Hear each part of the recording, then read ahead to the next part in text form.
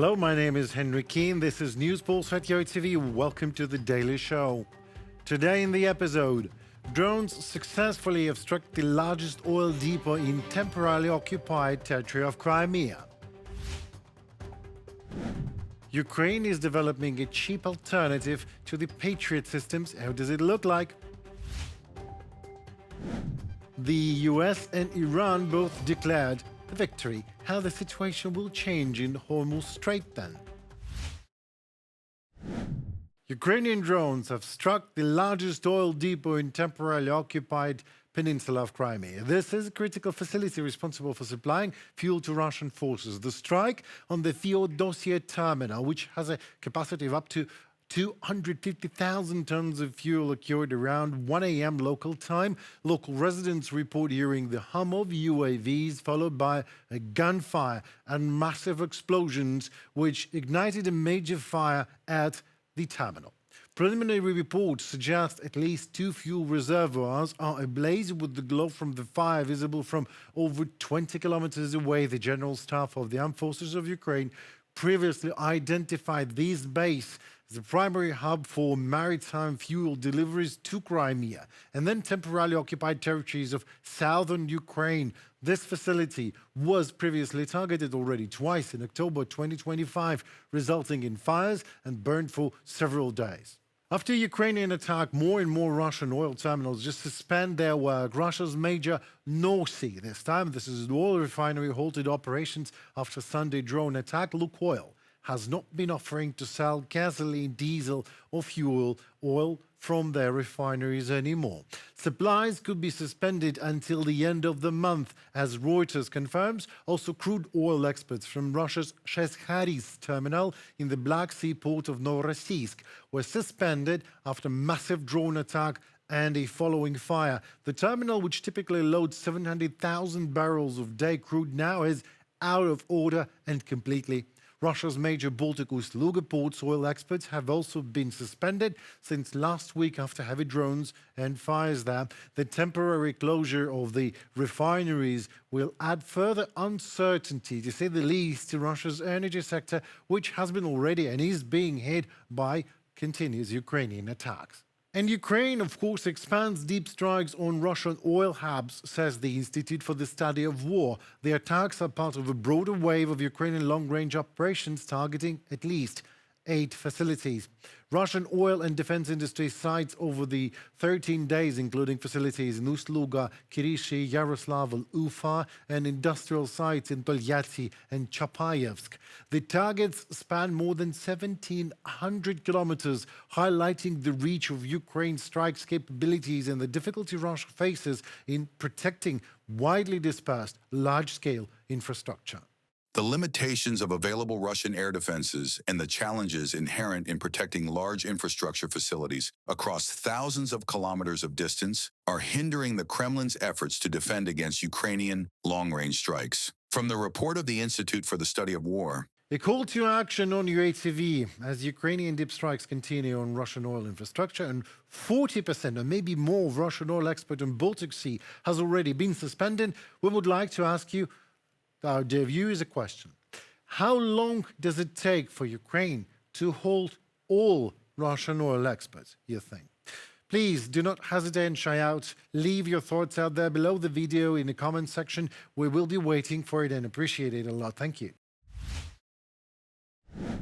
A cheap alternative to the expensive Patriot systems, the manufacturer of Ukraine's Flamingo cruise missiles has announced the development of a brand new air defense system, and additionally, the company is nearing the final phase of creating 2 new prototypes of supersonic ballistic missiles. This breakthrough marks a significant shift in how Kyiv is advancing domestic technologies and strengthening its position on the global stage. More in the following story for you. Ukraine's defense company Firepoint, the manufacturer of the Flamingo cruise missile, is completing development of 2 supersonic ballistic missiles, the FP7 and the FP9. The smaller FP7, which the company describes as an analog to the American ATACMS, has a range of approximately 300 kilometers and could be deployed in the near future. The larger FP9 has a range of up to 850 kilometers and is currently undergoing testing. Company representatives noted that Moscow could potentially fall within the strike range of this munition. Firepoint is also in negotiations with European corporations to launch a new air defense system that would serve as a more affordable alternative to the Patriot complex. The goal is to reduce the cost of intercepting ballistic missiles and decrease dependence on foreign supplies. If we manage to bring this down to less than $1 million, it will change the rules of the game in air defense solutions. We plan to intercept the first ballistic missile by the end of 2027. Dennis Stielerman, co-founder and chief designer of the defense company Firepoint from Reuters. The development of new technologies, especially in the field of unmanned systems and artificial intelligence, is significantly strengthening Ukraine's negotiating position. It is turning the country into a leading developer of defense technologies. Ukraine's unique combat experience in drone production allow the armed forces of Ukraine to effectively counter the enemy, set new rules of warfare, and convert military successes into international cooperation. NATO countries are adopting Ukrainian battlefield innovations, which strengthens partnership ties. Ukrainian drones continue to strike strategically important targets inside Russia. In Novorossiysk, attacks by 2 UAVs were recorded on the frigate Burevestnik, a carrier of Kalibor cruise missiles, according to the General Staff of the Armed Forces of Ukraine. On the night of 6th April, Ukrainian Defense Forces struck the frigate Admiral Makarov in the port of Novorossiysk and also hit the Sivash floating drilling rig. Overall, Ukrainian strikes target the entire chain of Russia's military-industrial complex, from raw materials to high-tech components. This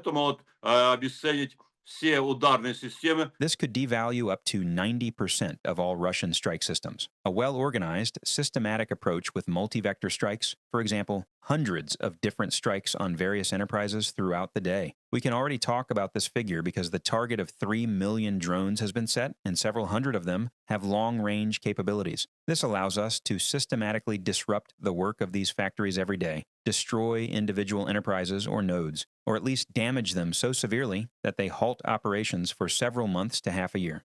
Earlier, Secretary of the Russian Security Council Sergei Shoigu stated that the expansion and development of Ukrainian drone production means that no Russian region will be safe anymore. Moscow Mayor Sobyanin acknowledged that air defenses recently faced one of the largest attacks on the capital. Technological progress is transforming Ukraine from a recipient of aid into an active player capable of changing the logic of warfare, thereby strengthening its position on the international stage. Russia, on the contrary, is not ready for peace and shows no desire to end the war, despite the obvious failure of all its strategic goals. Strategically, Putin has lost. Afterwards, he tried to shift the war to the operational level by striking critical and energy infrastructure in Ukraine. He tried to break the will of the Ukrainian people. It is quite obvious that he does not understand Ukrainians. Philip Ingram, retired British Army colonel, from interview with Ukrainian media. Kyiv continues to strengthen the international coalition, from security agreements to efforts against Russia's shadow fleet. In March, President Volodymyr Zelensky visited 8 countries and held 23 international meetings. The results include new defense partnerships, particularly with Saudi Arabia, the United Arab Emirates, Qatar, and Jordan. Bulgaria has also joined the PURL program, bringing the total number of participating countries to 28, reported by Victoria Chistyukina, UATV News. A whole civilization will die tonight, never to be brought back again. I don't want that to happen, but it probably will. Now, that was a direct quote of Donald Trump and his post on Truth Social just hours ago. We will find out more tonight, one of the most important moments in the long and complex history of the world. God bless the great people of Iran, said Donald Trump, igniting what could be called nothing less but global panic, as obliterating a whole nation of 92 million people is obviously about going both nuclear and genocidal. All the famous global talkers started talking. UN Secretary General Antonio Guterres, for example, said he was deeply troubled by statements Pope Leo XIII said such threats were unacceptable and so on and so forth. But as the midnight GMT deadline approached, mediators of Pakistan called for 2-week extension to allow further diplomacy. Trump had already previously told Iran to accept his terms to see bridges and power plants destroyed. Iranian authorities urged people to form human chains near potential US and Israeli targets. Well, human hostage chains are fundamentally fundamentalist, that is, and while, quote, diplomatic efforts to peaceful settlement of ongoing war in the Middle East are progressing steadily, as writes Prime Minister Shehbaz Sharif of Iran wrote on X. Also, the President of the United States is progressing steadily, wherever he is progressing.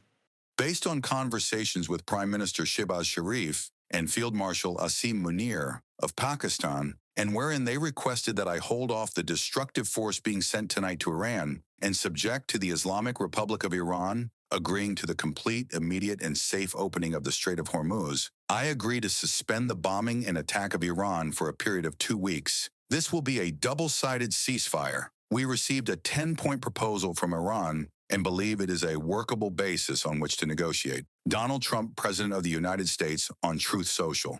Well, it sounded, at least to me, like a declaration of victory by Donald Trump. And while Iran says to the world that it is negotiating successfully with the United States, what Iran is saying internally to his own people is a completely different story. We congratulate the people of Iran for this victory and reiterate that until the final details of the victory are finalized, officials and people must remain united and defiant. National Security Council of Iran. So now it looks like both sides are declaring one victory, while the fact is Iran's Revolutionary Guards launched more ballistic missiles towards Israel on Tuesday already and claimed to have struck even a ship in the Gulf and a Saudi petrochemical complex. So obviously, even declaring a victory does not stop a war.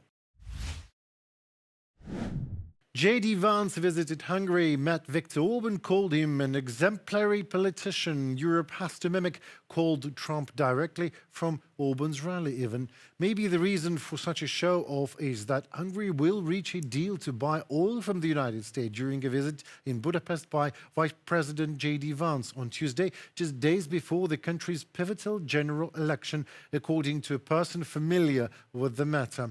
Hungary's energy company, Molnirt, will agree to purchase 500,000 tons for approximately $500 million, said the person who asked not to be named, discussing non-public information. Well, no other deals were immediately available, but what is known, the MOL has stepped up Russian oil purchases after receiving sanctions exemptions from both the United States and the European Union.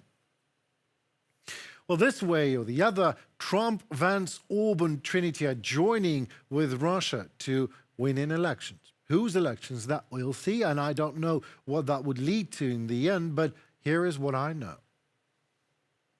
Let me remind you how back in the day, September 24th, 2024, Ukrainian President Volodymyr Zelensky's visit to Pennsylvania, a factory making ammunition, in its fight against Russia, has prompted Republican lawmakers to cry foul and accusing him of campaigning for Democrats in a key state.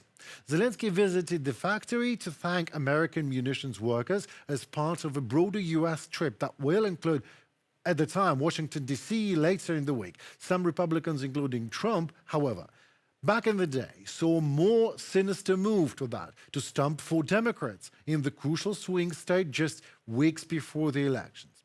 And Republicans and Trump, back in the day, called it illegal support of the Democratic Party. And I wonder, what should today Zelensky call this trinity: Orban, Trump, and J.D. Vance in Hungary? Well, that's it for today, folks. I'm Henry Keane. Thank you so very much for your time and for your support. We feel it in Ukraine, we need it, and we appreciate it a lot, trust me. I urge you also to comment, like, and subscribe to our channel. Let's see what the next day holds for the whole world and for Ukraine. And UATV, I promise, will be there to keep you posted on things in Ukrainian perspective, as usual. So stay safe and tune for more. Goodbye.